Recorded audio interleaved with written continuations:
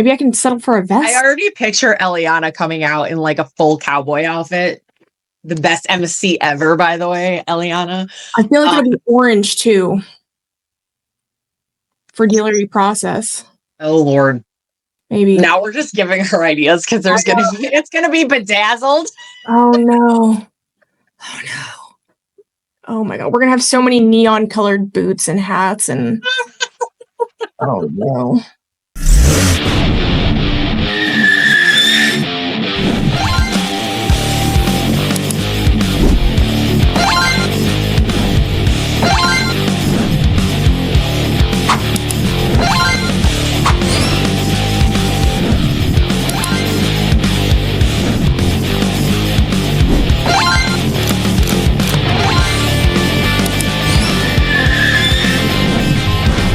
Welcome back to another episode of the I'm a Car Chick podcast. You already know it is Shasta Haddock. I feel like it's been forever. I don't think I've recorded an episode in like a month, which is crazy because I never go that long, especially since NADA. It has been back to back to back to back. But I needed the little break and we had a lot of episodes to get out. So I don't even know if you guys have missed me, but in that amount of time, I've been doing some really solid searching for some good guests. And I've turned some people away because, you know, they weren't people you guys would love. So I made sure that I got people you guys would love, and you're really going to love my guest today because I really love my guest today. So I'm sure you've heard of her. I'm sure you know her. She's all over social, and I can't wait to introduce you. Her name is Jaime Zazove Herzberg. She is your title is so long. I'm so sorry. Senior Customer Success Manager of Major Accounts at Trade Pending. Did I get it right? Yeah. Hi. Yes, you did. I had to literally read it because I'm like, I'm going to forget every word of this. How are you today? I'm good. How are you? I'm so good. We had so much fun talking off air that I was afraid we were going to forget to ever record.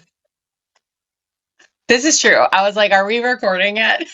No, we had too much fun. You have such an extensive background in automotive.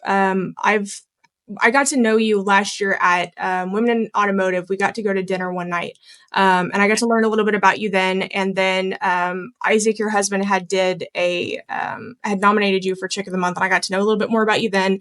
Read through your bio, and I'm like, oh my god! Every time I see more about you, I just learn more about you. So you started off literally in the dealership. And spent a lot of time there and wore a lot of hats. So I want you to start off and tell us about that and where you got your start. Yeah, so I grew up, I had a family-owned dealership. My grandfather started it, gosh, like in the 60s, 70s, something like that. Memory, old age, can't remember.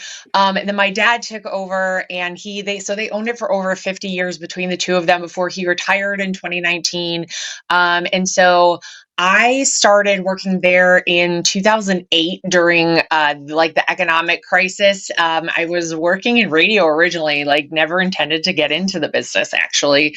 And then I sort of just needed a job and he's like, you can be my receptionist. And I was like, sold, I need money, and so it sort of just evolved from there. I was a receptionist. I then moved into license and title, did contracts, did accounting, did all of the things in the office. And then a couple of years later, that's when BDC sort of started evolving and sort of becoming a thing. And they went, you're young, internet. And I was like, what?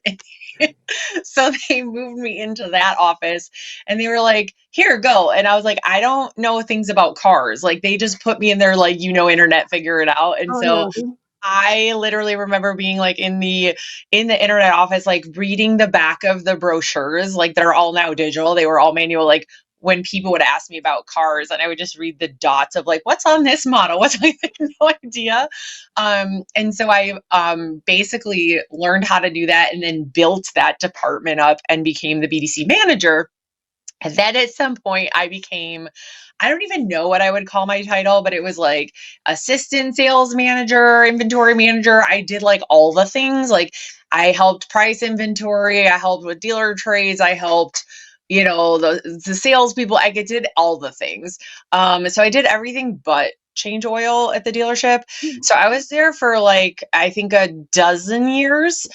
We don't count the child labor years because I remember going to the dealership as a kid, like during take your daughter to work day, like could barely see over the counter, like learned how to count change, all of those things.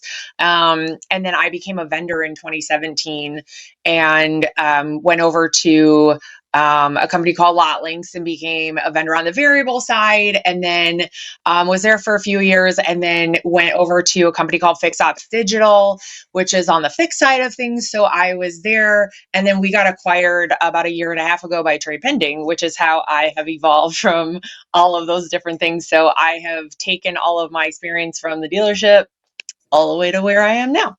That is an incredible leap. So what made you finally kind of make the jump from leaving the dealership after being there for so long to kind of go to the vendor side? I think it was more of like, I was always into like marketing and wanted to do those things. So I sort of wanted to leap out of automotive, ha ha ha, to anybody listening. It's like, once you're in, you're never out.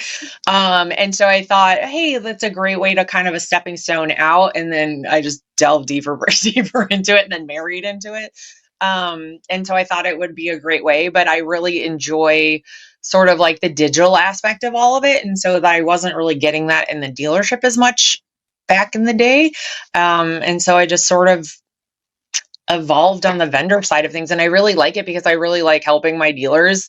I really like talking to them. I find that my experience on the retail side of things, like really just kind of like lowers their guard when you're talking to them because they talk to so many different people every day. They have so many different meetings from the OEM on down. And so every time I mention that I grew up in a dealership and that I family owned, they're just like, oh, somebody that knows what they're talking about. And so I think I just wanted a different experience from being in a store to the different side of things. And so I just went for it and here I am. What would you say was the biggest eye opener when you joined the vendor side? All the technology. I think there was just a lot of things that I didn't know.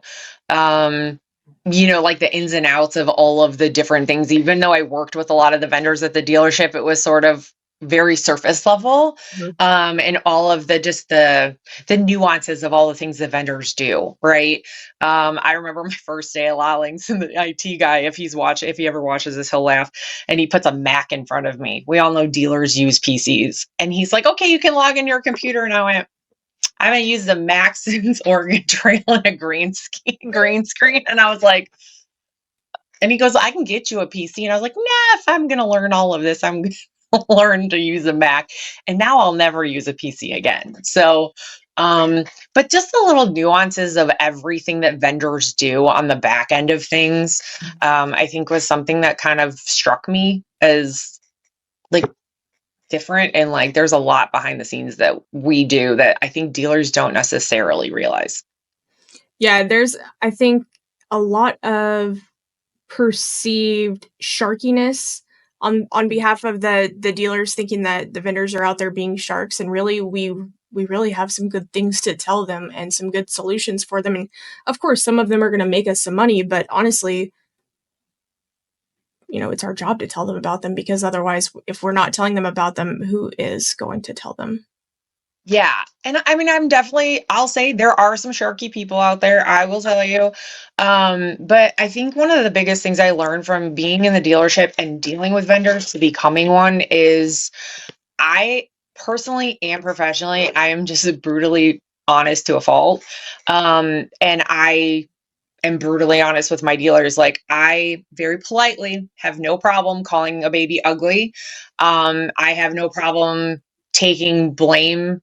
If it's on us, if it's on them, I will politely point it out and come up with solutions. Like, I just want to help my dealers. And so I work for people I believe in products of. I can't work for people I don't believe in products of, because I don't want to be pitching something or, giving something to my dealers. And I'm like, this isn't actually going to help you.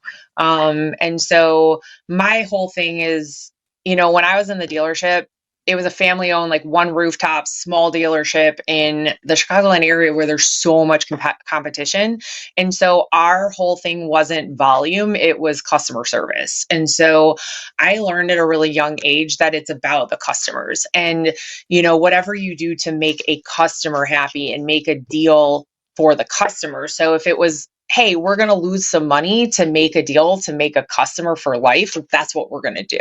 Or if it was a service customer that was having an issue and we're going to fix something and not charge them or give them a discount or, lend a hand in some other way to make them happy, that's what we're going to do. It was about the customers. And, it was a family owned dealership that everybody that worked for my dad, other than maybe a handful of people, were there for decades, like decades upon decades. The general manager, shout out to Maury Lixman, he was there for over 25 years. Wow. The service manager was there for over 20 years. One of the writers was there for over 20 years.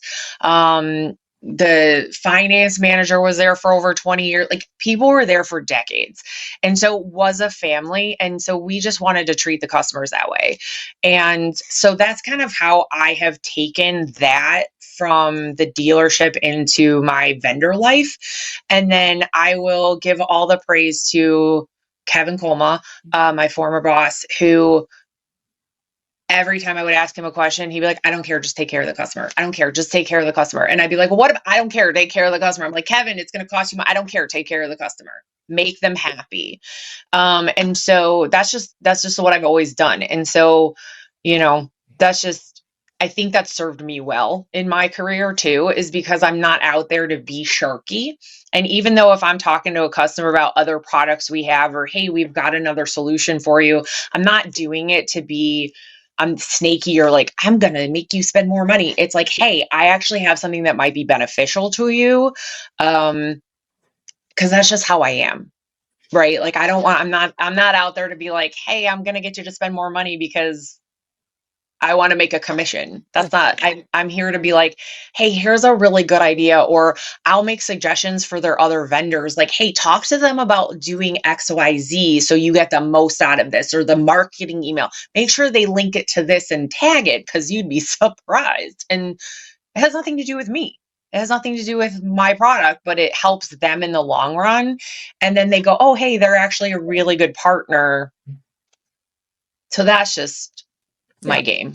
Yeah. And honestly, if we had more dealerships that were focused on the, I don't care, just take care of the customer, I think they avoid that because they think, well, if I do that with every customer, I'm going to, lose all the money and lose the dealership. No, because your retention will be so high, they'll go to you instead of everybody else. Mm-hmm. Yeah, I was actually I had the fortunate invitation yesterday to go to a dealer group out here where they do like some management training yesterday, and that was their whole focus was, it was driving relationships and awesome experiences is their motto. And how their focus is, yes, we're here to sell cars and make a ton of money, but like our whole thing is like, we want to build relationships and create good experiences, because everybody knows like, car salespeople are so sneaky and car salesmen are this, and like, I have to go to a dealership, I hate it. Like that's people's mentality.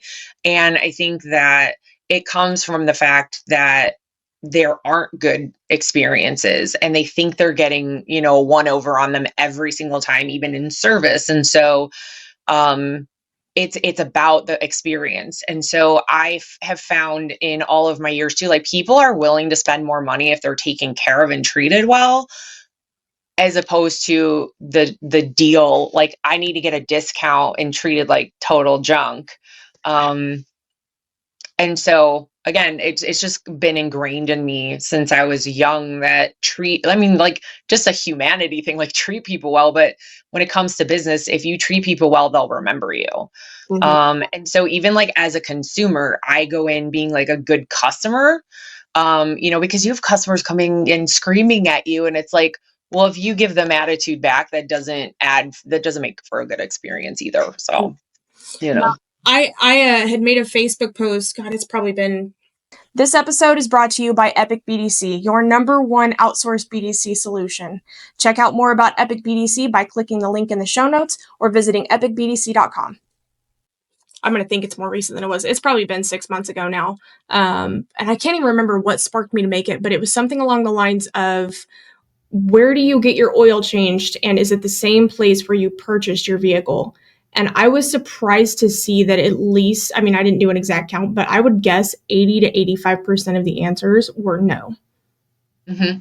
And most of them get it done either at a like a quick lube, like a Jiffy Lube type of place, somewhere that's like super cheap, or Mm-hmm. at a dealership that's closer to their house, which means that that dealership they purchased from never bred loyalty into them. And what's crazy is how many of those answers were people who are in the car business. Yes, isn't that bizarre? And it's so funny because I grew up in a dealership, but I didn't know much about service. Sorry, Jack, my dad's old service director. Um, Before I started at Fix Ops Digital, RIP, and I learned a lot about that, and I learned a lot about the service department, and I learned a lot about like the fixed and why it actually does matter to get your service done at a dealership, and why it's actually not more expensive than going to like a Jiffy Lube, and why yes, it might be cheaper to go to a Jiffy Lube, but what you're actually losing out on, and how they could do things and then like void your warranty because they like, if they do something, it could like completely just void your warranty. Or like you go and add up, oh, you wanted synthetic oil, oh, you wanted a filter, oh, you want this, and then you're spending more money and not using like certified, OEM parts and fluids and all this stuff, and it just like can screw up your car. And so I learned that, and it's not just because I grew up in a dealership, but I was like, oh, that's actually a thing. Because I like, this sounds really funny, but like I always drove demos until my dad retired, so I never had to service my car, which is why I didn't know anything. And funny story, I got my car in 2019, my first car that I ever purchased. I didn't service that car at the same place I purchased it. Not because my dad sold it, but it was because my dad sold it. It's because the people that purchased it were not the nicest of people, it turns out. So I actually, speaking of breeding loyalty, I actually went to the dealership where one of my dad's service writers went to become the service manager. And I drove 45 minutes out of my way. There's several closer dealerships in my house because of that loyalty, because I knew he would take care of me and I knew it would be okay. And I'm breaking up with him on this podcast. I recently bought my first car at the end of April, and I went a half an hour away from my house when there's a different dealership down the street because I knew I would be treated well at this other dealership. And when it comes to service, they're like, we will pick up your car, we'll drop off a loaner. Like that is what they provide. And I was like, that is fascinating. Like I would drive out there. I don't have a problem with it, but like even those little things, and they treated me super well. It was a great customer experience. I'm going to send everybody there because they were so kind and so like not a car dealership experience that you typically hear of. And I was like, this is how everybody should be treated. And so yeah, but it's not near my house. There's one 5 minutes from my house, but I won't go there. It's interesting that people they don't breed loyalty, Well, and it brings up the topic that convenience and customer experience aren't the same thing. And I think a lot of times we think that just because we'll deliver a car or just because we'll meet someone where they are, that we're being convenient, that we're delivering customer experience, but that's not the case. Like sometimes, especially on the variable side where somebody wants to come in and discuss options or wants to come in and look at options, and we're sitting there offering, well, hey, I'll just bring it to you. I'll just bring it. Well, that gives me anxiety because that takes away my ability to look at multiple things or vice versa. And, on the service side, yeah, super convenient. If I don't have to put that in my schedule that I got to go do this, this, and this, then yeah, absolutely. Come here and do the thing. I don't care. But how is that impacting us on the other side where we're not thinking about it? Yeah. One of the biggest things, so I was at the Digital Marketing Strategies Conference in Arizona a couple weeks ago, and like the biggest thing that they were honing in on is like meeting the customer where they're at. So in terms of communicating and leads, I mean, Epic BDC and how you communicate with all of those leads and meeting the customer where they're at. So whether you're texting, whether you're video, answering their questions. And I literally sat there and said to one of my coworkers, I was like, I ran a BDC in 2010. We're in 2025 and we're still having the conversation of we have to read the lead and answer the customer's questions. It's so stupid, isn't it? Yeah. And I'm like, it's that simple of they asked a question, answer the question, meet them where they're at. That's all they want is they want their questions. Yeah. And people wonder why AI is taking their jobs. Like, yeah, you never have to tell AI to answer the question. Well, and that was another thing that they also focused on was like AI is not supposed to take their job. It's supposed to help them and enhance it and like add You're failing yourself. Yes, exactly. I'm like, and then also something they were talking about yesterday at this group meeting was, technology is not supposed to overtake us. We're supposed to we're supposed to work with it because there's nothing that can replace the human experience, right? And so there's still that gap of people still need that. And so when you walk into a dealership, they've already had the technology experience. They've already been visiting your website, dealt with your AI, all of those things. Now you have to have the human experience. And if the human experience is terrible, there's a huge gap. And to me, that's just like, I'm like, why, and it goes to like, I could go on a rant about like the Gen Zers and whatever about like not being able to have like a conversation face to face. Everything's technology and they don't know how to have a conversation and they don't know how to talk to people if they're not behind a screen. And it just blows my mind because I'm like, that's how this works. You have to have conversations with people. And, it's just how you have a customer experience. Like when I talk to my clients, I don't necessarily just get down to like, okay, so tell me about your metrics or tell me about your sales. I'm like, how's your family? Like, what'd you do this weekend? I literally had a conversation with one of my dealers a couple weeks ago. It was the funniest thing. I called him. I don't know if I've ever spoken to him before, actually. And I was like, how are you? He's like, oh, if I was any better, I'd be twins. And I was like, that's something my grandpa would say. And then we had an entire conversation. He said, if I was any better, I'd be twins. Yeah. I've never heard that. That is. I'd be two people. All right. It was such a great, like a dad joke, right? And then, so this guy happens to be in Naples, Florida, which I'm really familiar with. And I was like, oh, so I have a really funny story for you. So I was down there visiting back in January. I'm like, you live in a town of no left turns. You cannot make a left-hand turn unless you're at a light in Naples, Florida. And for 20 minutes, we had a conversation about this. We spoke about work for 4 minutes. Like this is how I deal with my clients because you build rapport by talking about no left turns. Exactly. And I brought up the story because where I found to make a left-hand turn when I was driving around at night was in front of his dealership. So that's how it came up. But like I have conversations with them about nothing and everything. And then when I talk to them about their trade tool, they're like, oh yeah, okay, but it's just all part of the people don't know how to do it anymore. And they're just like, I don't have time for this. I'm like, that's really sad. Well, and what's wild about it is we're in a day and age where we have AI to help us. We have more trainers than we've ever had, more tools, more resources, more social media, YouTube videos. We have everything at our disposal, most of which for free. Mm-hmm.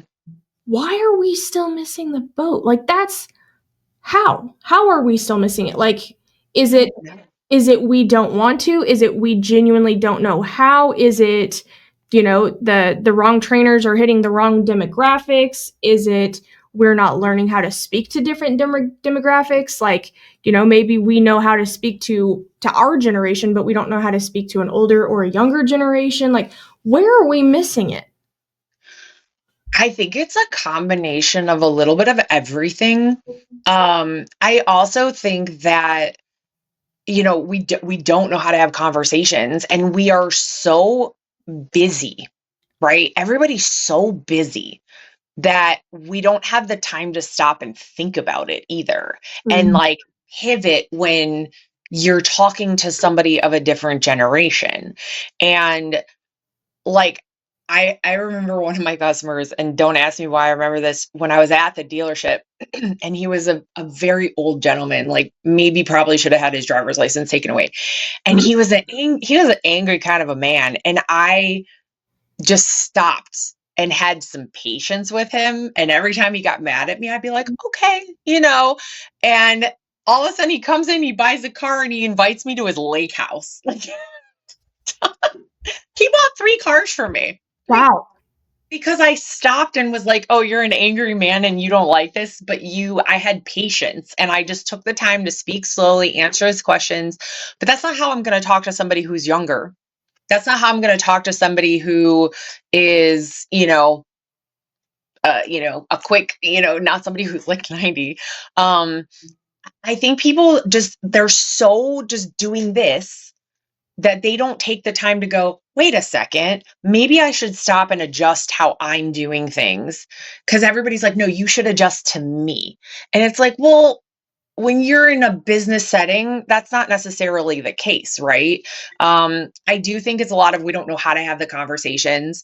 And I think, it's a simple fact of like, I was talking to my husband, who's also in the business about like, BDC stuff, right? Like scripts versus word tracks and talk tracks, like scripts of just like when you want to come in instead of kind of having that conversation and guiding the conversation, but actually having a conversation, answering their questions, instead of just like being a robot. Because we had an experience, like we were switching our internet and there was an issue and I called in to ask for some help and it was just a scripted robot. And I'm like, and so it's just like people they're just too in a gear to switch their tactics. Yeah.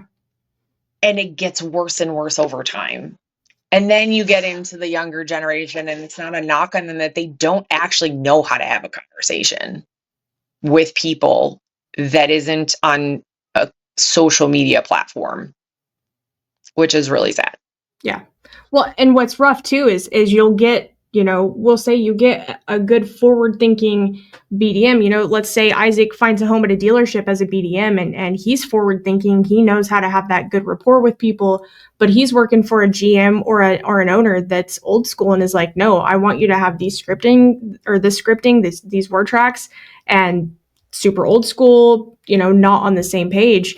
And while we can have those people that are good forward thinking, if the dealers and GMs aren't on the same page, how are we going to move forward? And how do we get them to realize, like, times have changed, friends? Like, people don't communicate the way that they did 10 years ago, even 5 years ago. Like, we're stuck in these things. We are 20, more often than not, stuck in these things. Like, if you are in public anywhere, you can be at a grocery store, you can see people walking around Walmart with their shopping carts, and more often than not, they have this thing in their face.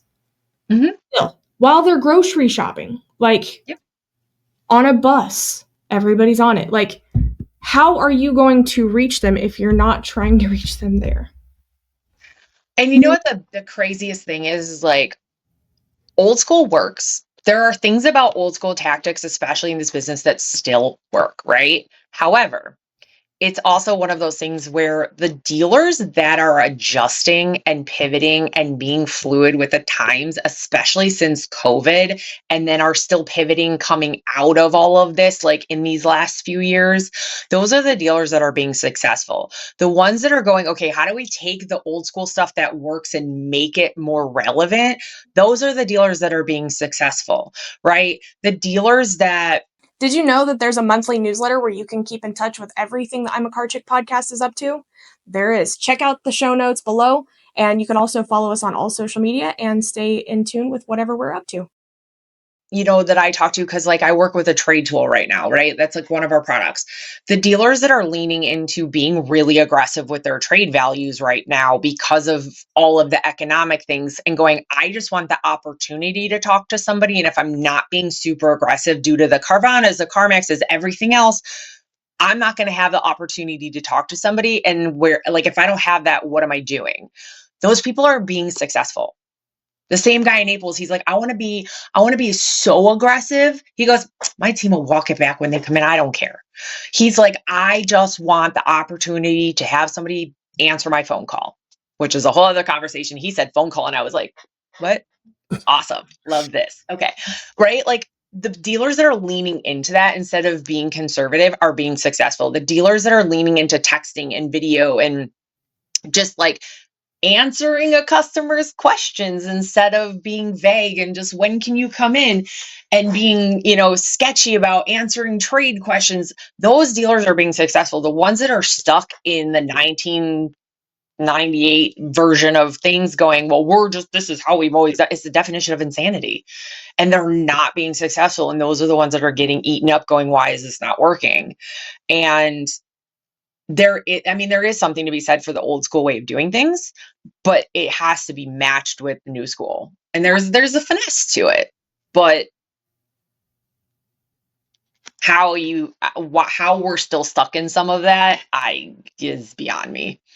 Well, because you're still going to get, 50, 60, 70-year-old customers who, aren't on Facebook, aren't on social media, don't want to read a text, don't want to have to do those things that you will still only get via phone call. There's still people out there using landlines. So there are still ways to reach those people, but we have to look at, as the generations shift and as more 40 and 50-year-olds are using social media and cell phones and texting and transitioning away from wanting to answer phone calls because of the spam callers and all of that stuff.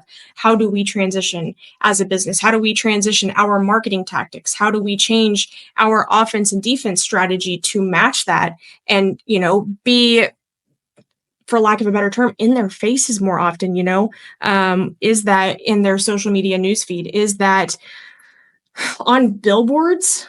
But honestly, when they're driving, they're not even looking at billboards anymore because they're still looking at their phones. They're looking at their phones while driving, and they're not listening to the radio anymore because they're listening to Spotify or Pandora or Apple Music. They're not listening to the radio anymore. I mean, I don't. Do you? I do. Oh, wow. I do. Well, okay, so I do. But I love all versions, right? Like I love the radio, I love XM, I love the Pandora, I love the Spotify. What mood am I in? I listen to Spotify when I'm working because I can put like my jams on where it's just sort of like the musical jams. I have a really strange taste in music where I listen to everything from the 90s pop to like literally jam band music. Thank you to my sister. So like I'll put the jam band music on when I'm working. And then, I listen to my XM radio. I listen to the radio. I used to work in radio. So I'm like a little like old school. I'm old school. But yeah, it's really interesting. And to be funny, like not to be funny, but like the car that I just bought. So I was a born and bred GM baby. My family, like General Motors, Pontiac. My dad was the largest Pontiac dealer in the Chicagoland area for decades. He was a Buick GMC dealer at the end of his days. And I was dead set on buying another Terrain. And then my husband and I went shopping for his dad to help him out with something. We went to look at a Genesis because that's what he had. And he was like, I need an SUV. Went to look at it. For a year and a half, I got stalked on social media on every platform by Genesis ads from the manufacturer, not even from a specific dealer, from the manufacturer for a year and a half. That's impressive. And I was like, oh my God, to the point where I was always planning on like updating my car this year. My warranty's up. Okay. And I was like, I'm going to go look at the Genesis. And the new Terrain came out and I went, I don't like this, right? Like there were things about it I didn't love. And I went to test drive the Genesis and I was like, sign me up, like beam me up, Scotty. I love this thing. But it was because of that. It was subliminal. It was so subliminal that I walked into the dealership. I was like, I already know what I want. I just need to test drive it and you need to tell me what's on this thing because I've never sat in one. It's impressive, isn't it? Mm-hmm. But it met me where I was like, I wasn't ready. It just kept like subtle reminders. Yeah. But even at the same token, my mom did the same thing. She's like, they talk too fast. My husband was with her because he was helping her and he's like, they were a little bit younger, like managers and things, and they were wonderful. Shout out to Patrick Genesis in Schaumburg, Illinois, by the way. I have to shout out to them. They talked a little too fast for her. My mom is in her 70s. Well, she's almost 70. they talked a little fast. She's like, can you slow down? Like, I don't understand any of this as it is. And like, so then when we did it, I was like, oh yeah, you talk too fast, but we understand all of it. So I was like, okay, yeah. So like, again, meeting people where you're talking to a 69-year-old woman who's never purchased a car in her life. Like, slow down what you're saying. Meet people where they're at. It's okay. But they were still wonderful. So, but again, adjust your, one of the things that they said yesterday was also like a car purchase is the second biggest purchase somebody's ever going to make in their life. And managers do it 20, 30, 40 times a day. Right. And so it's almost like they forget that. And so it's sort of like a numbing thing when somebody's like indecisive or making this big purchase. And it's like, don't lose sight of the fact that somebody is making a huge purchase. And so you have to have that patience and consideration. And it's just, again, going to like the experience and how you handle a customer, meet them where they're at. Well, and money's not going as far as it used to. Like, I mean, we had a horrible hailstorm come through I guess it was 3 weeks ago, and we're having to get our roof replaced and found out that our insurance deductible is $5,000. And I'm like, I don't know about like anybody else, but I'm not a person who just keeps $5,000 sitting around. And so like we had another roofer. Our whole neighborhood has just been getting hit with like a bunch of roofers. Had another one swing by last night, and he's like trying to talk to us about it. I'm like, guy, you don't understand. We're like 6 to 8 months out on even having this $5,000. Like, you are barking up so the wrong tree. And like, we're not people, either of us are not people who necessarily like make minimum wage. Like, we're not bad off. We're financially wise. And even still, like, we're not people that can just come up with that level of money. And so the state of things right now, and for the past however many years, has not been the greatest. And so like, we have to keep that in mind too. And while money for the most part in the car business, as in sales or in management, even on the fixed op side in the dealership, money's pretty good. Like, I don't know a lot of people in dealerships that are financially struggling. And I think a lot of times they forget that everybody else is. Yeah. Well, it's like long gone are the days of, the $299 car payment, even 0% financing, even the 2.9% financing. I've seen one or two ads. I'm like, oh, that's great. Or the like, the $299 car payment with like $3,000 down. That's it. Like those days are gone. The, the $20,000 used cars to have a reasonable car payment, gone. It's all gone. And it's, they do forget that. And they forget that, it's just money is not going as far as it used to. Like, I went to the grocery store the other day. We have this place out here, where it's called Wild Fork, and they have like all sorts of like frozen, like meats and seafoods and all the things. And it's like, they get it straight from like a distributor. So it's like, I don't know how they can be less expensive, but it's all good stuff. And I love going there because it's all flash frozen. So I like stock up. I bought so many things, like a dozen things the other day, and I spent like $75. Okay. I went to the grocery store for like milk and cereal and like two other things. I spent $60. I'm like, how? What? Yeah. And I'm like, what? That's bizarre. How did I get like 3 times as many things at this place? And it's usually the expensive things. And it's just like, it doesn't go as far as it used to. Mm-hmm. And so like when you're making those big purchases, and when you have those customers coming in for those like used cars, I'm on a budget. It's less easy for the dealerships now to even find like a flip car, right? For them to, and so they're just like, sorry, I can't help you. And it's becoming more difficult. And it's almost like, and so instead of like having compassion, they're just like, sorry. Okay, well, that's, and it's just like everything is just, they don't know how to handle it almost, because they're not struggling, or they're struggling less. So they have less understanding of like, they're just out to make money. And so that's where that like disconnect of like, people think dealerships are when it's really just like, they don't, there has to be that right move, the right car, the right thing. And it's getting harder and harder to make it happen. Yeah. Well, and what's wild is like the cars keep getting more expensive to make, but yet it seems like we're replacing them faster because they're not lasting as long. That is, but people are keeping them longer because they're too expensive to replace. Yeah, we just did the same thing. We traded 2 vehicles in for one to finally like stop the trading cycle. Like we were trading every year or two, and we were just buried in negative equity to the point where we have one vehicle. I mean, it's granted it's brand new, but our payments are almost $900 on that one vehicle, and that's a lot. Like I did the stupid TikTok trend that was like, tell me what you drive and tell me what your payment is. And it went like semi-viral. I think I'm almost up to 100,000 views on it. And like half of the comments are, I can't believe you pay that for a Kia. Like that's diabolical, blah, blah, blah. And I'm like, okay, well, granted, it wasn't like, it's not like I just, that was zero cash down, no negative equity, any of that. Like we had a whole thing going into that. It was like a bunch of negative equity. We had horrible trading stuff. Like there was a whole story that went into that, but we ended up saving well over $20,000 to do it because we went down to one vehicle and made that decision. But still, I mean, we got 8 years of $800 a month. So yeah, exactly. That's a lot of money.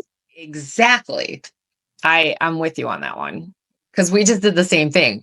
We really have one car. I mean, he has a toy, but we have one car and it's $800 a month. And I'm like, and I had positive equity. So think about it that way. So you're screwed no matter what you do these days. And it's, and I think what the funniest thing is too is, from sales to service to sales, that building loyalty, how you mentioned like customers aren't servicing where they bought their car. So where are they buying their next car then? Right? So like if you buy your car at dealership A, but you're servicing at dealership B, where are you buying your next car? A or B or C? Because because people aren't as loyal as they used to be either. Right. And so, but if you're servicing at B, are you going to go back to buy at A? And if you are, why aren't you servicing over there? Like, what is the disconnect? Like, do you know what I'm saying? Because I have found that before where people were like, they'll buy by their home, but service by work. So why don't you buy over there then? You know what I mean? It's a very interesting dynamic, but it's like, what have you done to cause them not to service by you then if you bought the car from them? Because then they're going to buy another car. It's a cycle. Yeah. Well, so the dealership that I bought from was the dealership that I worked at. And so they had a really solid process of when a customer would buy a vehicle, introducing them to the service department, taking them on a walkthrough through, where the advisors are, even into the shop, like showing them everything, introducing them to it, scheduling their first oil change. That was an important first step in that retention. Me having been as familiar with the dealership as I was, like the more vehicles I bought there, the less they did that with me. Like obviously I was familiar with the service department. They stopped scheduling my first oil change to the point where when we bought this last vehicle, so they had just done a CRM change. And I know that because we were still working with them on the vendor side. They just done a CRM change. When that happened, even though we filled out all of our paperwork buying the vehicle, none of that got updated in the system. So this was post CRM change, right? None of this stuff we wrote down on the papers when we bought this vehicle got updated in the system. So everything. This episode is brought to you by SCP Agency, your one-stop shop for organic social media. Check them out by clicking the link in the show notes or visit scpagency.com. Somehow meshed with all of the past files we had, past addresses, past phone numbers. So when the paperwork came in and they needed to call us and let us know, suddenly our phone numbers were nowhere to be found. I want to explain something to you. We live in the same town as this dealership. My husband and I both worked at this dealership. This dealership is a client of ours, or was at the time a client of ours. The gentleman and his wife who married my husband and I worked at this dealership. Like, they wanted to get a hold of us. They very much could. Like, Our salesperson had our cell phone numbers. Like, there was plenty of ways. So never got our paperwork to us. We had to file our tax or our registration late because they sent it to the wrong address, never called us. I mean, it was one thing after another, right? Like, then we go to get service done. I call up there. They can't even find the vehicle, can't find my information. I'm like, I've had 7 vehicles with you guys. You can't find me? What are you talking about? Like, and so I finally told the GM, like, I texted him one day and I'm like, I love you on a very personal level. I'm about to stop doing business there. Like, and you know how much I love this store. I've sent countless friends and family here to buy a car. You've made so much money off me, but I'm about done. And that's This all it takes. happens all day, every day. It is bizarre. Like the lack of like clean data, clean information on somebody like you worked there. And the fact that the salespeople and then the finance managers don't back up and say, let me just confirm that all of this is correct. It takes 2 extra seconds to do that. It takes 2 extra seconds to be kind to somebody. It takes 2 extra seconds to verify somebody's information to make sure it's right. And it's like, most of the time, it's someone else's job. but it's everyone's job, right? Like it's the salesperson's job to let me make sure all of this is right and up to date. Then it's the sales manager's job to make sure that that was done. And then it's the finance manager's job to make sure the paperwork is correct. Yeah. As that final stopgap, right? And they don't do it because it was somebody else's job. Those are words that my father, my old GM, those are words that are not in my vocabulary. That's not my job. Right. That's not my vocabulary. And the fact that it takes 2 minutes to do that and people don't do that is exactly why customers don't come back. Because it's something that little. Yeah. It's bananas. It takes 2 seconds. Yep. It's why you now have to print out what answers you want on your survey and give it to the customers when they service and buy a car. And that's cheating. I'm not above that one, but like, yeah, it's that you have to do that. To be fair, that process I didn't even get a survey. That process is designed to fail. Like, yeah. I get why the OEMs do that, but it is the fact that it is designed on an exact answer basis and not like a scale or based on how the customer actually feels. At setting the dealerships up to fail, which then sets the customers up to fail because they then don't care about how the customer really feels. They just care about the answers. Mm-hmm. Hate that. I hate it so much. I think since they've cracked down on that more, it's actually made the service experience at dealerships worse. All of it, from the sales to the service side. The OEMs don't care. They don't care. They don't care how the customers feel. They don't care how the dealerships feel. They just want to say, look, we're top customer satisfaction, but are you? Yeah. Or were the dealerships just giving out the answers so that they look good so they can get paid? Right. And given an attaboy from the OEM? Or are they actually, like, what's really interesting is I weirdly never got a survey for my car. And I was ready to give them all the props because they did really such a wonderful job. And I'm like, okay. Weird. That's really sad because I was like really ready to just like literally say, I had the greatest experience as like, this was the first time for me buying a car. I didn't know anybody like from this dealership. I just went out of nowhere. Like it was a really scary experience for me at some age that I am to buy a car, some age. And they were wonderful. They were kind. They were patient. They were very upfront. They were just absolutely fantastic. And I didn't get a survey, which I'm actually surprised about. And I was like, well, clearly they don't care, but I was ready to give them all props. So I wonder if Genesis just doesn't do surveys or if... they do. Are they random? I don't know. I used to think it was every one, but now that I think about it, I don't remember the last time I got a sales survey. Mhm. I don't know, maybe I did get one. They wouldn't want me to But fill I did take the time to write the Google survey because those are also really powerful, right? When you post surveys or post things on social media, that's really powerful for the customer service experience too, from a sales or service side, because people read those things. There, I do. it's also part of a broken process because, like, say that somebody's left a Google review once, like, then they think, "Well, I don't ever need to leave one again, I've already done it before," but then your experience changes as time goes on. Like, you could have a different experience every time. There needs to be a good solid way to update or, you know, change it year by year or something like that, be able to go in and update, today I came in and worked with Joe and, he was exceptionally friendly, but last week I came in and I worked with Mike and, I wasn't a really big fan of him.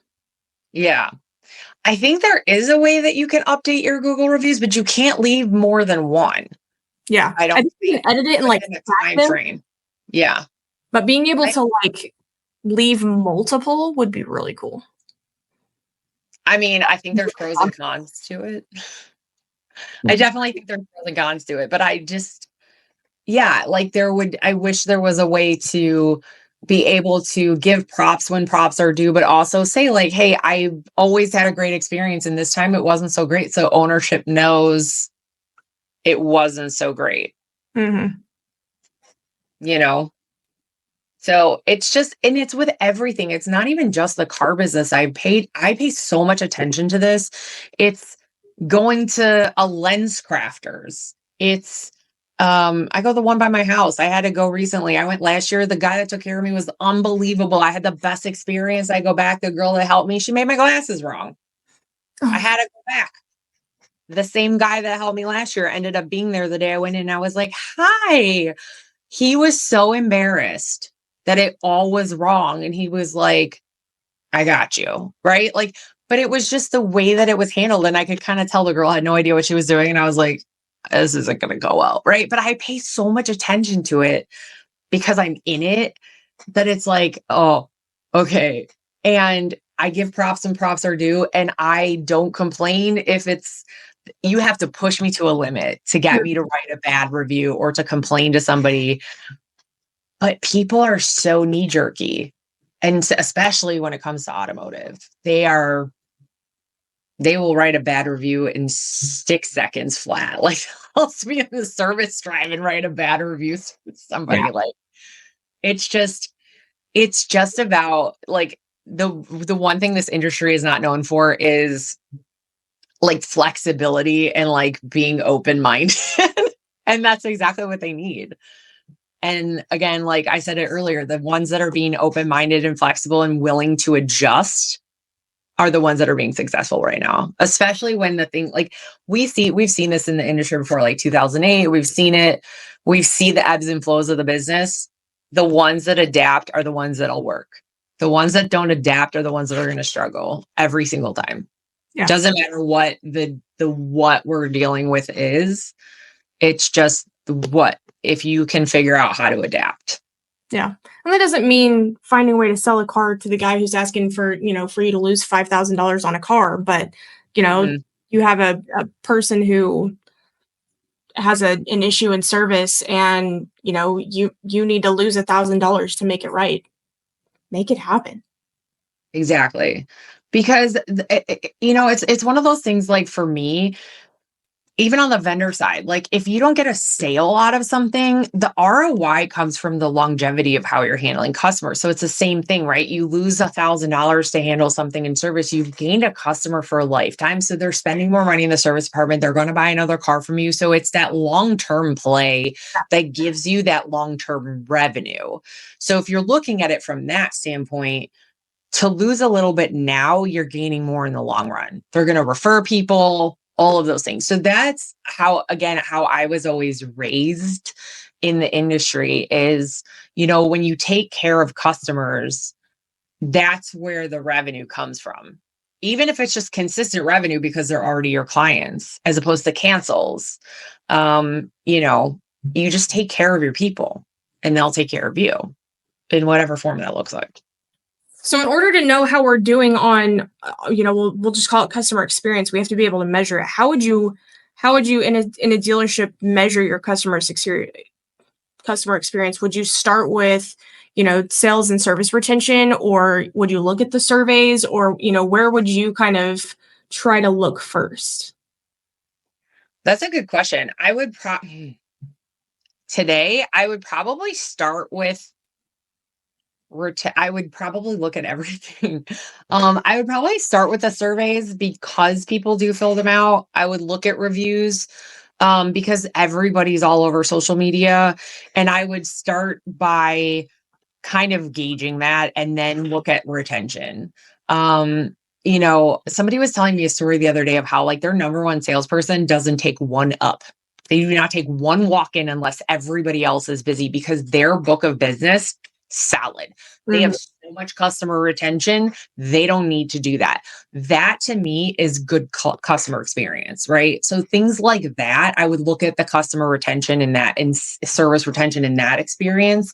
I would, it's almost like I'm a very observant person. So it's almost like I wouldn't look at any of those things either. I would just observe how they're handling it, how they're answering questions, right? And then look at those other things like the reviews and the retention in general.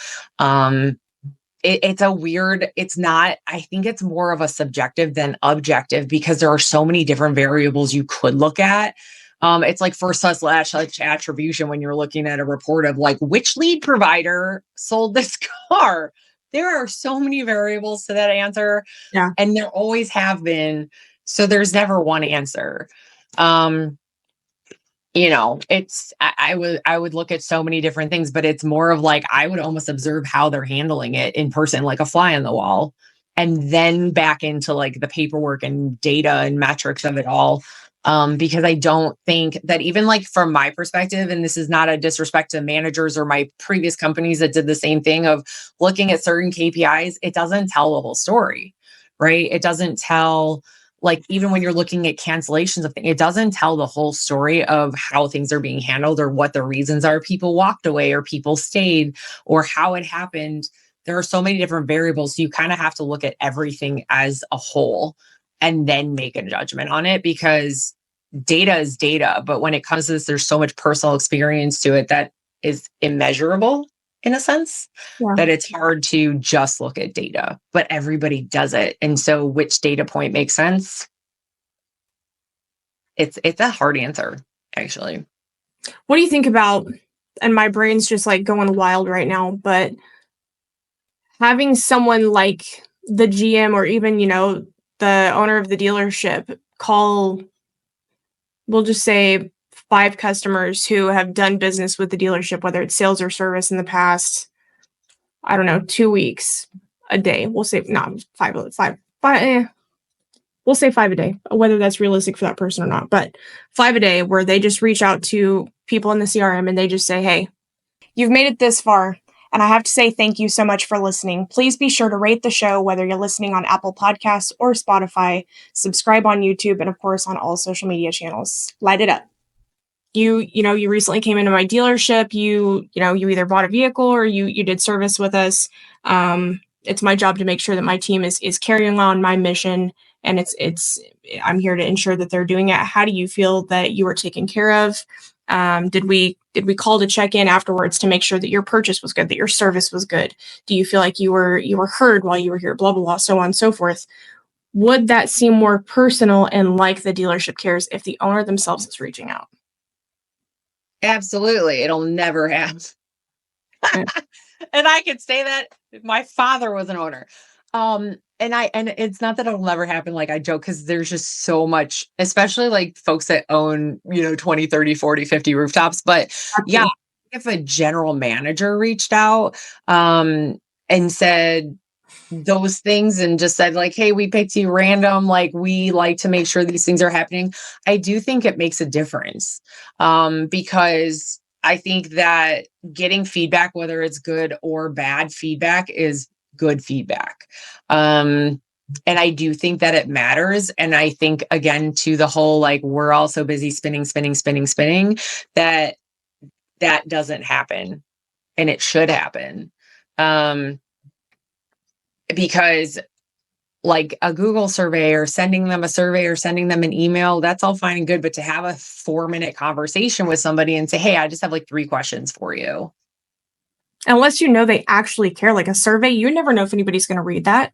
You never know who's on the other end of it reading it anyways. Like, you know, the general manager or the owner is calling, you know who that is. And like, hey, I'm willing to actually tell you, like, no, things aren't going the way you think they're going. Yeah. Or even like the service manager, right? Like if it's a service customer, even having the service manager call and say, hey, I'm the service manager. I know, Rich took care of you in service. How did everything go? Was the problem resolved? Did you have this? Did you have that? Like, I do think that would make a huge difference in the, in terms of like loyalty retention. Mm-hmm. Whether or not that's something that happens, but I think 5 phone calls a day, 20 minutes a day, I think that's very reasonable. It's a very reasonable ask. Yeah. To have somebody take out of their day. And it gives you a very realistic idea of where your customers feel, because it's completely random and gives you a large enough pool to tell you, yep, this is the average of what people are conceiving about your dealership on a daily. Yeah. And don't call the people that are like super loyal customers either. Like, because you know who some of those people are. You call the people that you're like, oh, they were just a walk-in. We don't know who they are. Mm-hmm. Or they've never serviced here before. You call those people. Why did you come here? I noticed you've never been here before. Thank you for servicing your vehicle here. What made you come to our dealership over another dealership, right? Like, we've noticed you've had your car for a while. Stuff like that, I think, makes a huge difference. And again, it's just all the little things that don't take a lot of time, but they add up to big things that I was always taught and just never, I think, again, people just lose sight of all of those things.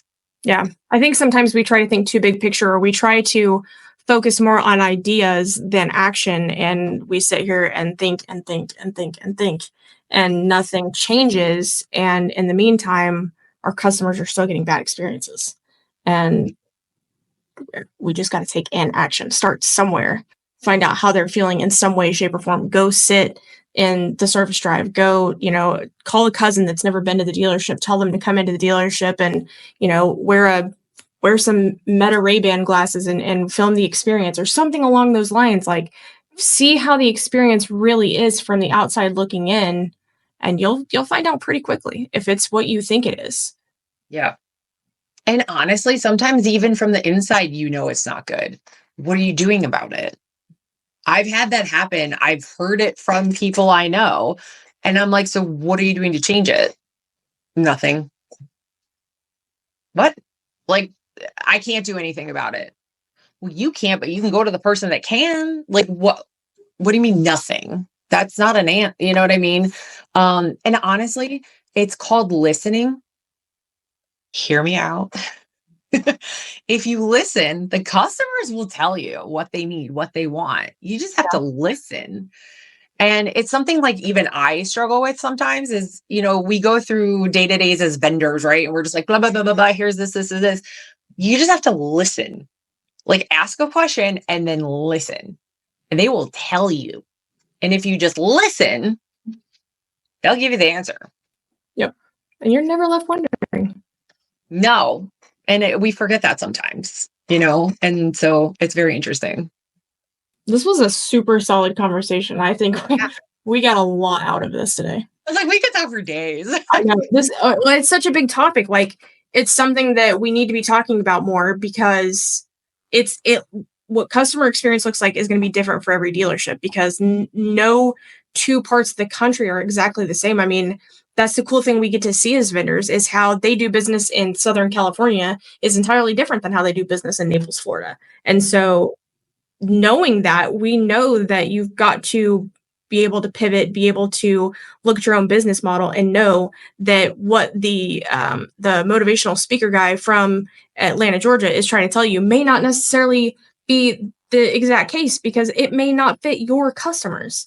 But maybe what the guy from Tampa, Florida is saying might actually be true because, you know, he knows your customer base a little bit more. I'm just making stuff up. I'm just like, But you can take all of that and say, okay, this isn't going to work for me, but how can I take it and make it work for me? Like, what can I like tweak so that it's going to work for me? And it's like, same thing on the vendor side, like the quality of customer service that we provide. Like if you have, you know, you don't have enough manpower, let's just say, because of whatever it is. So you only have so much of manpower on your team. Like you're not going to provide quality customer service too. Or if you don't train your team, same as if you don't train a BDC or you don't train your sales team, you're not going to provide quality customer service. It's the same thing. You know, I'm really fortunate actually where the team that I'm on Trade Pending, and I will give a shout out. So the directors of major accounts, actually, they have a really unique position because they are salespeople, but they are also customer success. So they do both things. And so they have their hand in everything, and they will dive in and sell something, but they will dive in and solve a problem just the same, even though they have us on their team. And I love that because they don't just like sell it and hand it off. Right. And so that to me is great customer service. And and that to me is like where you're at. Like you don't just like sell it and drop it as a vendor. I know that's like the method that a lot of people use, but that to me, you got to hand that off properly and make sure that that's a good experience and that the quality of customer service from a vendor side then is good. And they can teach them and then at the dealership what that's about and how you handle customers in the long run. And that's the transition from go on for days. That's the transition from sales to service. Like you've got to make sure that that's a smooth transition. Yeah. I encourage all of my dealers to do it. Like send a video, like have the service manager just do a video. If you don't have time to like literally walk your customer back, whatever, or do that and then have your service manager like send a video like 3 months later. Hey, I'm the service manager at XYZ dealership. Like, I know you bought your car 3 months ago. I'm just reintroducing myself. So when you're ready for your first oil change, like you can do that. That's the thing. Like everyone's, you know, I already got a thing saying, you know, when you're ready for your first service, I'm like, I haven't even driven like 300. Thank you so much. I will be in touch. In 6 months. Right. I don't go anywhere, but you know, there's just, again, meet the customer where they're at, and every customer is going to be different. So you have to play the game, but you have to play the game. Exactly. You just start somewhere. Mm-hmm. So I know you mentioned that you were at DMSC. What other events are you going to be at coming up? Yeah, I am definitely going to be at Women in Automotive in August. I'm so excited to be in Nashville. I had the opportunity to go last year. I'm getting to go again this year. I loved that conference. I think it was one of the most beneficial things. So to all y'all women listening to this, if you have the opportunity to go. Shasta is how I met Shasta. And she's on the board now and she's amazing. I think it is one of the most beneficial conferences, especially for women, but generally is like for professional development, personal development. So I'm really excited about that. I don't know what else I'm going to be doing this year, but for sure I'm going to be doing that. So I'm really excited. This one's going to be so exciting. The cool thing is getting to be on the like planning side of things now and getting to see all of the work that goes into building the conference. We're at the point of doing like weekly calls to put it on and getting to see everything go into action. And there's so much work, guys, that goes into it and so much love and effort to make sure that you guys get the most out of it. So definitely, if you haven't checked it out, go check it out. All of the links will be wherever you click for stuff in the show notes. I don't know. And Nashville's awesome. Oh my gosh. I'm so excited for that part. Everyone keeps telling me I need to get cowboy boots. I've never worn in my life cowboy boots. I just don't know about it. Will not be doing this. See, I would never wear them again. Let you know I'm not playing that game. I'll do a hat, but even still, like, I don't like hats. So maybe I can settle for a vest. I already picture Eliana coming out in like a full cowboy outfit. The best MC ever, by the way, Eliana. I feel like it'll be orange too for dealer process. Oh Lord. Maybe. Now we're just giving her ideas because it's gonna be bedazzled. Oh no. Oh no. Oh my god. We're gonna have so many neon colored boots and hats and oh no. I'm gonna have to call my coworker. She came up with this outfit we had like our all company meeting kickoff in February, and she came up with this, but she bedazzled an outfit. You might have to call her Oh and boy. bedazzle a cowboy hat for me. I could do I know I have to have something like, I just don't know what. And the best part about women in automotive is that you can come out with the most outrageous outfit, and everyone's gonna be like, yes. And you're never the brightest one there. There's always someone who's got more. The wild part, like, it was like the vibes there are something else. I will tell you what.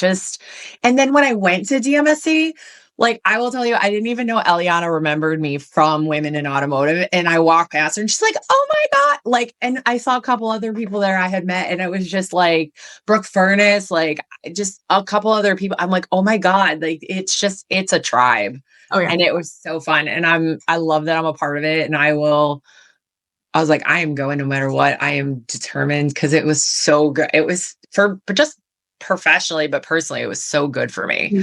And I know that other people, and I'm excited for like my teammates that are going to get to go this year too. So it's gonna be so good. I'm very excited for it. There's some really good keynotes this year, and yeah, I think it's gonna be really good, and I'm excited to meet new faces. That's always my favorite part, is the new faces that find out about it. And then we've had more socials in the past year, so more people have gotten to know about it. So getting to see how many come from that will be really cool too. Can you bring a social to Chicago? I would love to, because that's Kathy Gilbert's town too, and I know that I could get it. And it's not and that I can attend one. that would be so easy for me to fly to, because that's like one of the only 2 cities that Joplin Airport flies to. There you go. Denver and Chicago. That's it. We're here for you. I will help. I will work with Kathy. We're right here. We can make it work. We're on to something. Do it this summer though, because winter's terrible. Yeah. Midwest in the winter is no good. Yes, that is for sure. If someone wants to reach out and connect with you and learn more, anything about customer experience that we didn't touch on today, or learn more about trade pending, what is the best way you prefer for someone to connect? Oh my gosh, any which way. My LinkedIn is, what is my LinkedIn? I think you have it under Zazove right now. It's Jaime Zazove on LinkedIn. You can email me at jzazove@tradepending.com. You can call me, text me. I don't care. You can, my cell phone, any which way. Message me. I'll put everything in the show notes for you guys. Yeah, seriously. Click on. I'm happy to help in any which way you can. I love talking to people. I love mentoring people. I love just talking shop. My husband and I talk shop at the dinner table. So it's the only way to do it. Yeah. Awesome. I cannot wait to see you in August. I know we'll talk more before then, but thank you so much for coming on the show today. And this was such a good conversation that I know there's going to be so many conversations that are led from this, and people who talk about this and reference this all the time. So this will be really exciting to see the outcome of this. Thank you for having me. I literally, I filled out the form. I literally hesitated like 4 times. I was like, she told me that. I was like, do it. Just do it. I got distracted. And then thank you for also making me car chick of the month. That was so touching. I was very shocked by that. And thank you to my husband for nominating me. He's a gem, but he's the best. Yeah, this is awesome. And I'm so excited to chat more with people and see you in August, but we will definitely talk more. Oh, yeah, absolutely. Everybody be sure to check out Jaime on LinkedIn, Facebook, all of the places to connect. And I promise you will hear from her more around here. Until next time. See you next time.